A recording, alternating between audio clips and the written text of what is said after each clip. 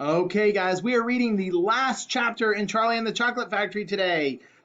This is chapter 30, Charlie's Chocolate Factory. And if you remember in the last, where we left off 2 days ago, they had taken the glass elevator up, and away, and it went like busted up of the roof of the factory, and they could look down and see the other children with their families leaving the factory. And Mr. Wonka was saying that Charlie had won. He was the last one left, and the other children were leaving with the big trucks behind them or with them that was taking them home with all their lifetime supply of chocolate. So, chapter 30, Charlie's Chocolate Factory. The great glass elevator was now hovering high over the town. Inside the elevator stood Mr. Wonka, Grandpa Joe, and little Charlie. "How I love my chocolate factory," said Mr. Wonka, gazing down. Then he paused, and he turned around and he looked at Charlie with a most serious expression on his face. "Do you love it too, Charlie?" he asked.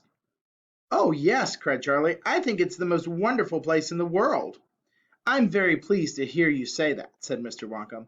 Looking more serious than ever, he went on staring at Charlie. "Yes," he said, "I am very pleased indeed to hear you say that. And now I shall tell you why." Mr. Wonka cocked his head to one side, and all at once the tiny twinkling wrinkles of a smile appeared around the corners of his eyes, and he said, "Yes." He said, "You see, my dear boy, I have decided to make you a present of the whole present of the whole place. As soon as you are old enough to run it, the entire factory will become yours." Charlie stared at Mr. Wonka. Grandpa Joe opened his mouth to speak, but no words came out. "It's quite true," Mr. Wonka said, smiling broadly now. "I really am giving it to you. That's all right, isn't it?" "Giving it to me?" gasped Grandpa Joe. "Giving it to him?" gasped Grandpa Joe. "You must be joking." "I'm not joking, sir. I'm deadly serious." But, why should you want to give your factory to little Charlie?" "Listen," Mr. Wonka said. "I am an old man. I'm much older than you think. I can't go on forever. I've got no children of my own, no family at all. So who is going to get to run my factory when I get too old to do it myself? Someone's got to keep it going, if only for the sake of the Oompa Loompas.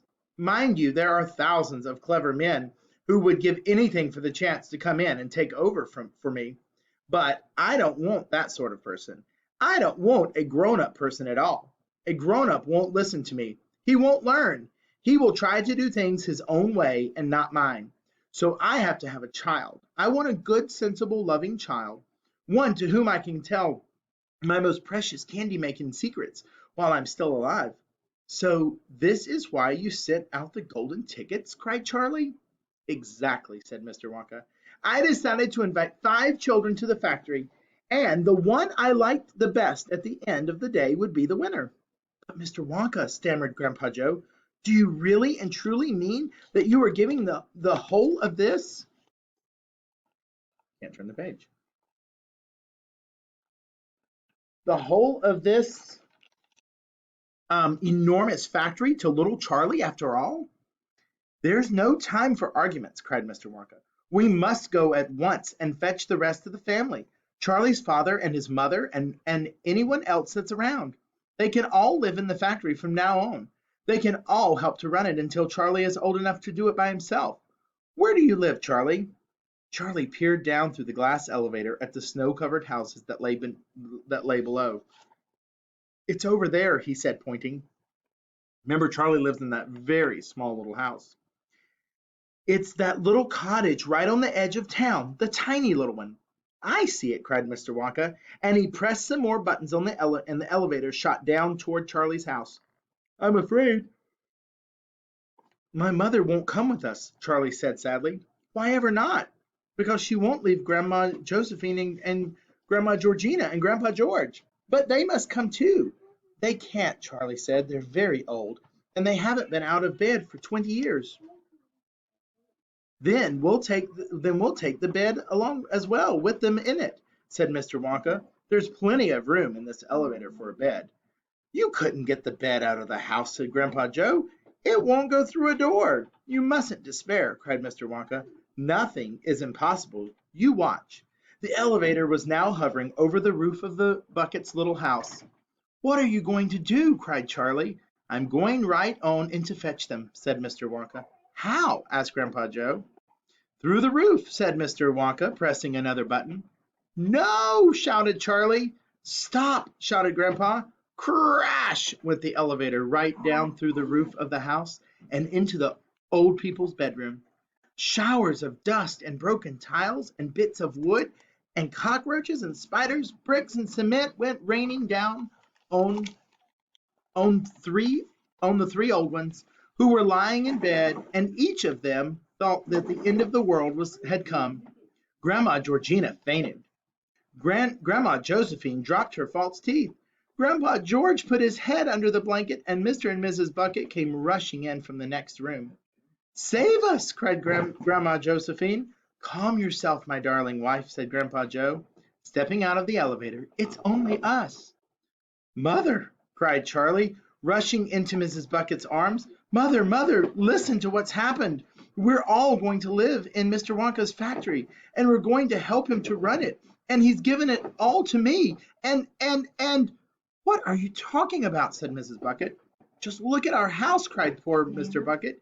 "It's in ruins." "My dear sir," said Mr. Wonka, jumping forward and shaking Mr. Bucket warmly by the hand, "I'm so very glad to meet you. You mustn't worry about your house. From now on, you're never going to need it again anyway." "Who is this crazy man?" screamed Grandma Josephine. "He could have killed us all." "This," said Grandpa Joe, "is Mr. Willy Wonka himself." It took quite a time for Grandpa Joe and Charlie to explain to everyone exactly what had been happening to them all day. And even then, they all refused to ride back to the factory in the elevator. "I'd rather die in my bed," shouted Grandma Josephine. "So would I," cried Grandma Georgina. "I refuse to go," announced Grandpa George. So Mr. Wonka and Grandpa Joe and Charlie, taking no notice of their screams, simply pushed the bed into the elevator. They pushed Mr. and Mrs. Bucket in after it. Then they got in themselves. Mr. Wonka pressed a button. The doors closed. Grandma Georgina screamed, and the elevator rose up off the floor and shot through the hole in the roof out into the open sky. Charlie climbed on the bed and tried to calm the three old people, who were still petrified, that means very scared, with fear. "Please don't be frightened," he said. "It's quite safe, and we're going to the most wonderful place in the world." "Charlie's right," said Grandpa Joe. "Will there be anything to eat when we get there?" Remember how Charlie had been starving before, and his family, they didn't have very much money and food. So one of them asked, "Will there be anything to eat when we get there?" asked Grandma Josephine. "I'm starving. The whole family is starving." "Anything to eat," cried Charlie, laughing. "Oh, you just wait and see." That's the end, guys. And there's a picture of them flying away. I hope you guys have enjoyed this book, and I will not going to be reading anything else, but because we only have 2 more days left, but I will reach out to you guys with a video Monday morning, okay? Have a great weekend. Bye.